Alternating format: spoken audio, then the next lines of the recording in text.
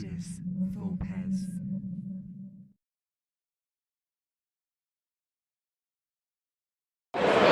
Welcome to Ludus Vulpes. My name's Kirsty and today I'm with Tom from Trolls and Rerolls. How are you? Yeah, alright, cheers. Yeah. You might be able to tell that I am day 2 of the expo. All the exhibitors have lost their voices. So yeah, I'm a bit croaky, but really good. It's been a really great first day. There's been a lot of demoing going on and yeah, it's been really fun. Good. So, do you want to do a very quick overhaul of the game? Yeah. And basically what the theme is, etc. And then we'll do an example round. Yeah, definitely. We are essentially different wacky and eccentric cults.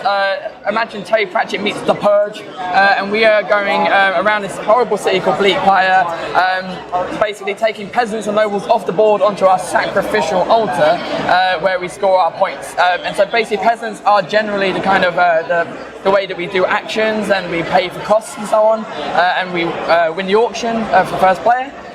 Whereas the nobles are the kind of high scoring victory points, and you'll be able to see Phil needs to promise not to be able to look here because he's also playing, but here's what some of the nobles have on the other side, different point scores and so on.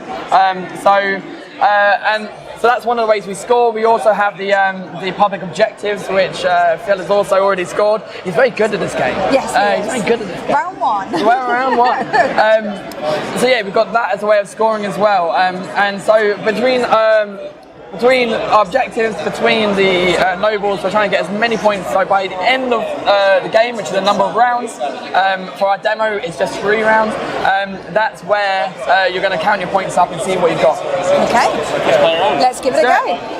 So Kirsty, it is your turn. My turn. And Kirsty is the seers, these Yes. people who believe they're in a divine board game.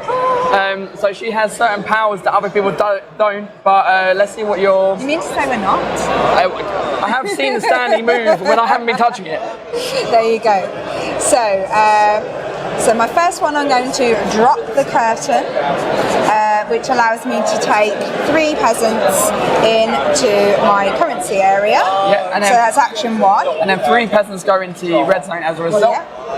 Then I will make an entrance, which another 3 move. I think that's right. 4. That's Take it. 4, and then 4 move over. 2, 3, 4. So that's another action. And then for my next action. So you've got some, I was going to say, you've got some serious peasants now. Yes, I have. I will. So if you're thinking of going for these nobles at all, Yep. you do have the investigate action, which is one of our 4 actions Yes, you of can do. course. And so in this case, you would be able to, that's our demo specific printout. Just with some of the rules, but yeah, you'll be able to play a card, move, draw 2 cards, or investigate.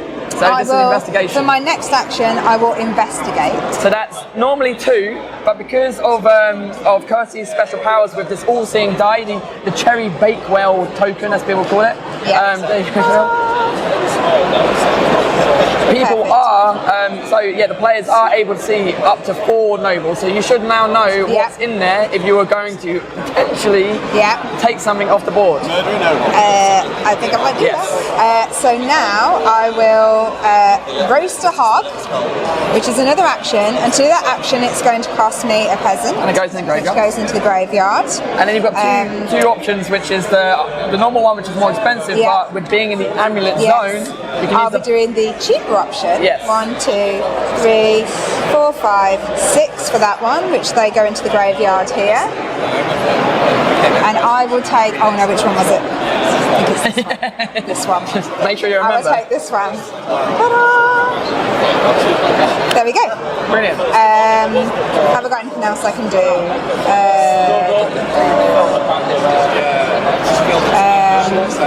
I could flatten in-law for 2.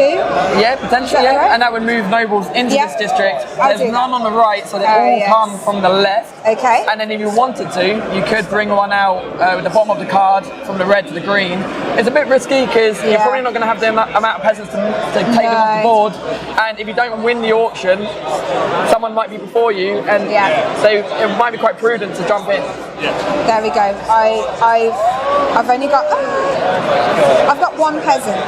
Yeah, so if you weren't playing that one, you'd have another 2 back, or are you playing this card? I've just played that. Oh, okay, yeah. So then you have 1 left, and you got your noble as well. Yes, I have, yes. So you've got 2 different discard piles, 1 for the gold, 1 for the silver, and at the end of every turn, you discard any cards you don't want, and then you draw back up to 6, 1 at a time from either deck. So you and the 2 decks are the gold one, which murders tokens and puts them on your altar, and the scheme deck, which is a silver deck, and that's a lot of things that make certain activities cheaper. They will move resources around and so on. So it's a combination depending on what you want to do, basically. Cool. So it is now round 2, and it is the auction.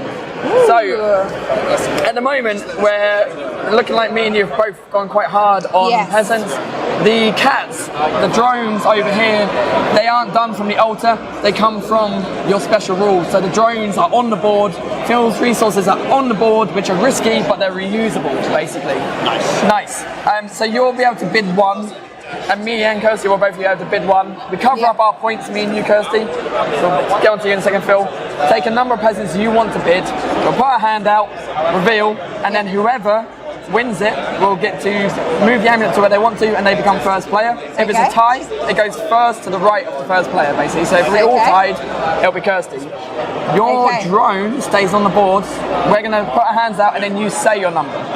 Okay, so Kirsty, whenever you're ready, take a number of peasants. Okay. Ready? 1, 2, 3. I'm not. Okay, well, I was going to say, it should have been you saying it first, Phil, but sorry. But it doesn't matter because it's also, so we both lose these peasants onto the altar. Where do you want the amulet to face? I'd like it to stay here, thank you. It brings out all of these peasants into the green zone, and then these ones go into the graveyard. Perfect. And now it is you to start the turn, which is a double turn. Yes. Okay, so I'm going to take an amulet because I'm in the area of the amulet. I will. I'm going to drop the curtain to take 3. So 1, 2, 3, and 3 move across. I will.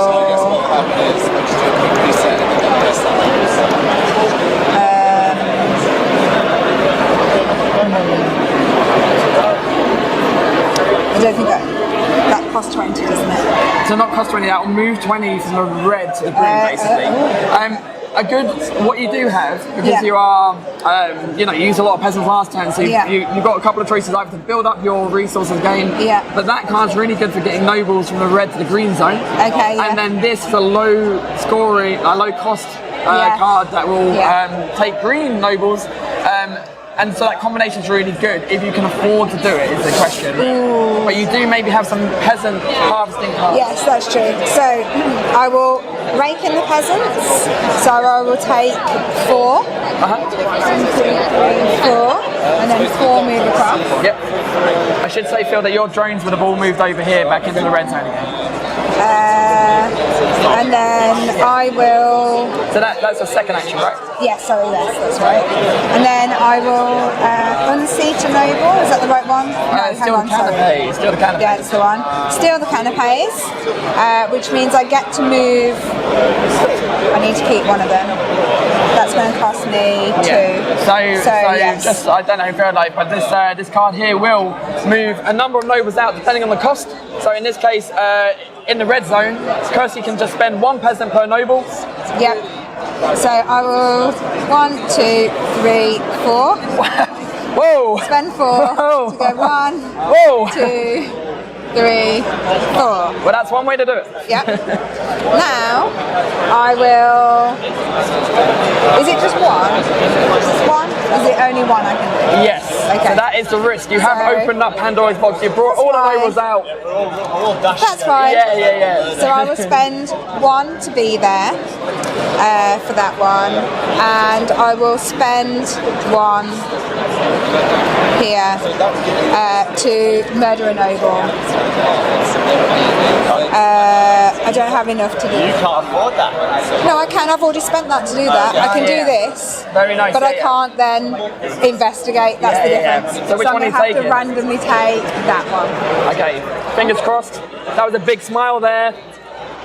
Right, I will try and recoup my losses. I have spent a lot of peasants. I'm going to make an entrance which will get me 4 green peasants from my district. And then 4 will move into the red zone. Okay, thank you. I'm then going to do, frankly, it probably makes sense that I move over to this horde of nobles that are suddenly available, so I'm going to spend my second action to move to an adjacent district. Hello. I get a shard as a result. And then I'm going to spend my second action doing similar to you. I will unseat a noble. Waiting for the next play test. Yeah. So we've got people waiting. So I'm going to be able to spend 1 peasant to do this, and I will take a noble. In fact, no. I will investigate first. Yeah. It is prudent. It is. I'm going to use the investigate action, so I get to look at 2 nobles for free, and then I can spend an additional peasant to look at another one. Oh, blimey, okay. Well, I will take the best of the bunch. So I will unseat a noble, it will spend a peasant, that would be in 1 action, 2 actions, 3 actions, 4 actions to take this one. And for now, I'll probably leave it there. And I think we're on a final round of our demo, so Yeah. final turn. So if Let's end it there. if people want to come and have a go at the game, Yep. obviously they can come and try at the expo. How can they follow the progress of this game? We have our blog on the Board Game Geek Cults of Bleakpyre page. We have the website trollsandrerolls.com where I also update the blog, so that's TROLSNREROLLS.com. We also have the Trolls and Rerolls Facebook, Instagram, Twitter, and I do try and do as many updates as possible. We also have a really lovely Discord community, so if you're a Discord user, we have lots of little mini competitions and board game chats, and everyone's just amazing in there. And it's also a place where people can play test the game as we get into the final stages before the new Kickstarter. That's brilliant. Thank you so much for your time today, Thank Tom. you. There's a lot of people waiting to play this game, so we'll Yes, move on yes, and right. give you some free. Thank you so much. Okay, thanks everyone. Bye. See you later.